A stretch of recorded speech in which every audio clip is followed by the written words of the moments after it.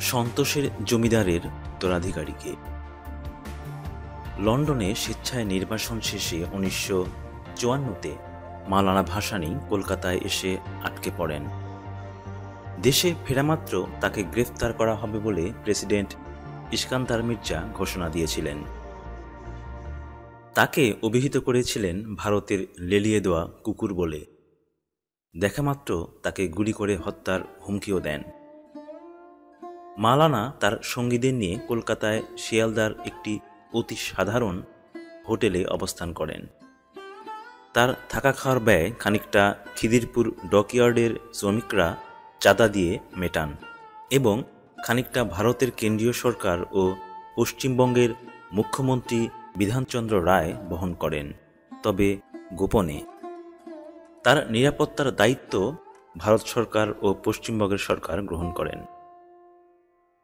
আইনি লড়াইয়ের মাধ্যমে সন্তোষের জমিদার বাড়ি মাওলানা দখল পেয়েছেন সেটা বিধান রায় জানতেন। কারণ জমিদারদের বংশধররা কেউ কেউ এই সম্পত্তি সম্পর্কে ডাক্তার রায়কে বলেছিলেন, যদি কোনো রকমে মাওলানাকে বুঝিয়ে বাড়িঘর জমিজমা কিছুটা পাওয়া যায়। বিধান রায় জমিদারদের উত্তরাধিকারীদের সঙ্গে মাওলানাকে দেখা করার ব্যবস্থা করে দেন। একদিন তারা হোটেলে এসে তার সঙ্গে সাক্ষাৎ করেন। তাদের ধারণা ছিল, যেহেতু বিধান রায়ের সরকার মাওলানার থাকা খাওয়ার দেখাশোনা করছে, সুতরাং তার কোনো অনুরোধ তিনি ফেলতে পারবেন না। কিন্তু মাওলানা ভাসানী অন্য ধাতুতে গঠিত। জমিদারদের উত্তরাধিকারীদের কাছে তিনি ওই সম্পত্তি কিভাবে তাদের পূর্বপুরুষরা গ্রাস করেছিলেন তার এমন বর্ণনা দেন, তারা লজ্জিত হয়ে চলে যান।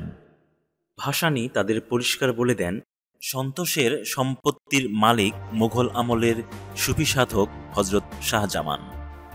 তার মৃত্যুর পর কোম্পানির আমলে জালিয়াতির মাধ্যমে সন্তোষের জমিদারি প্রতুত্ত বাবুর পূর্বপুরুষরা দখল করে।